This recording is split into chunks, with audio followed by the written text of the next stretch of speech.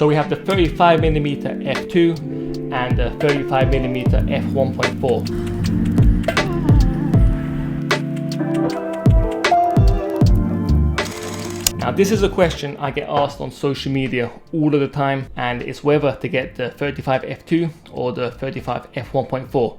So in this episode, I'm going to answer that question, compare the two lenses and discuss how I use them.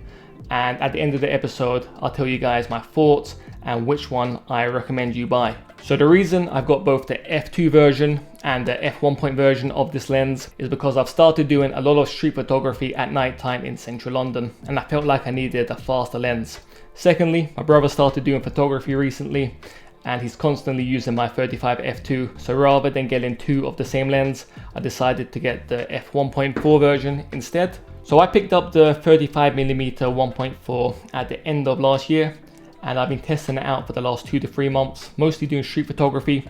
And I should note that all of my thoughts and recommendations in this episode are based around doing street photography, as that's what I mainly do. And finally, I'm going to do a full review on this 35 1.4 once lockdown ends here in London and I can get out into Central and test it properly. But let's get into comparing these two lenses, and firstly let's talk about the price. So the 35mm f1.4 comes in at about £520 in the UK, and the f2 version is about £360 here in the UK. So the 35 f2 is cheaper, but when it comes to Fujifilm's faster lenses, the 35 1.4 is their cheapest one. As for the size and weight and the feel of these two lenses, the 35 f2 is clearly the smaller lens. It's also a bit lighter, but it's not actually that big a difference. So if I take off the lens hood of the 35 f4, you can see that it's actually not that big a lens, and if I compare it to the 35 f2, there isn't a massive difference. Also weight wise, this is the lightest of the Fujifilm f1.4 and f1.2 lenses, and it's only slightly more heavier than the 35 f2. So in terms of size and weight, the 35 f2 is both smaller and it's lighter, but it's not a massive difference. When it comes to the general feel of these two lenses, I'd say that the 35 f2 has a more sturdy feel to it. It feels like I could drop this lens or I can just throw it into my bag without worrying, whereas with the 35 f1.4, there's a lot more glass in there, and I feel like you have to be a bit more careful with this one. Another thing worth noting is the 35 f1.4 has a more old school look to it. It also looks really nice on the Fujifilm X Pro 2, and also I prefer the lens hood on the f1.4 version compared to the plastic lens hoods on the f2. Okay, so next up, let's talk autofocus and speeds, and this is a question I get specifically asked about these two lenses. Now when it comes to autofocusing, there really isn't a massive difference between the 35 f1.4 and the f2 version, especially if you're using the newer Fujifilm cameras.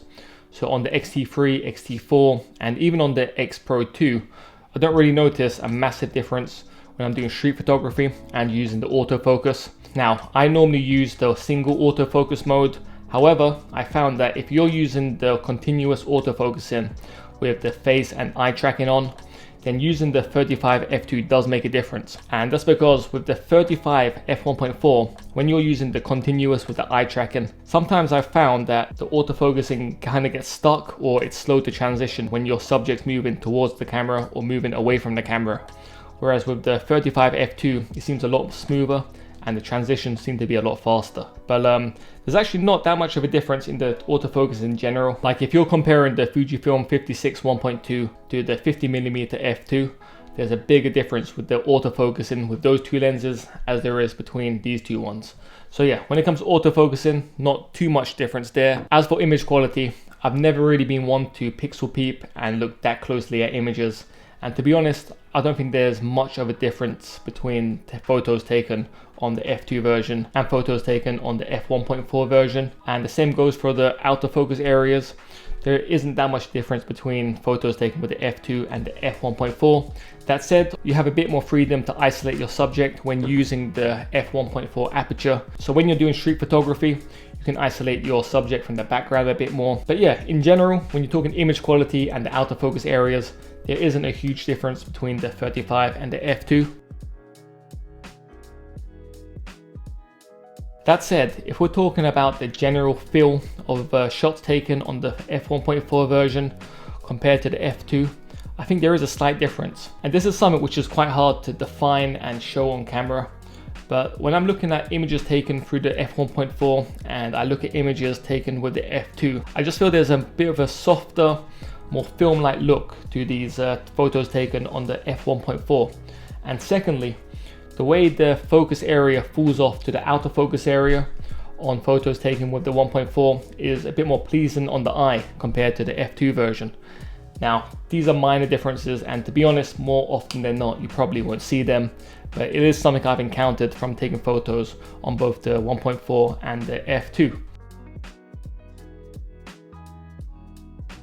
So let's move on to weather resistance. And this is something which is important to me. I've discussed it a bunch of times on this channel, but I love taking photos in the rain, and the 35mm f1.4 isn't weather resistant. So this is a problem for me. When I go into central London, I do have to check the weather report to make sure there isn't going to be a lot of rain about.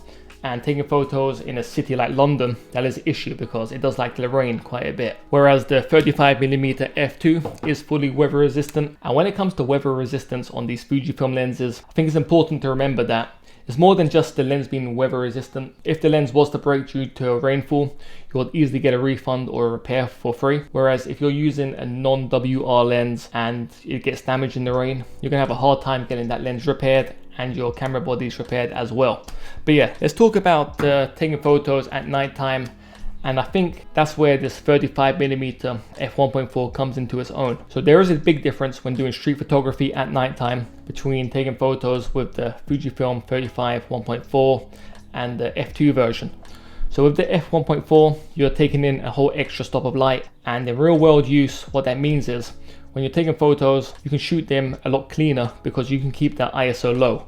And when you're taking photos at nighttime, that does make a big difference, and it makes it a lot easier to both edit these photos and print them off afterwards as well. It doesn't mean you can't do it with the 35 f2. As you can see from these photos here, all taken with the 35 f2, you can get good night shots with it. And as I said earlier, you have a bit more creative freedom with the 35 f1.4 to isolate your subjects while you're doing street photography.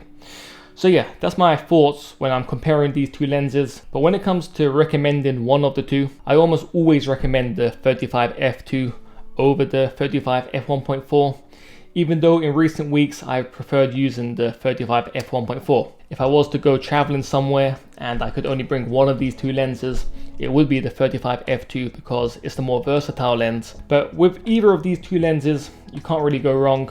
Both of them are really good. I wouldn't even say one lens is actually better than the other. They produce different results and they can be used in different ways. But that wraps up this episode. If you have any questions about either the f1.4 or the f2 version of this lens, just drop them down below and I'll make sure to get back to you. Also, I can do a video like this for the 56mm f1.2 and comparing it with the 50mm f2. So if you're interested in seeing that, again, drop it down below. But a massive thanks for watching this episode. Hope you guys all stay safe, and I'll catch you in the next one.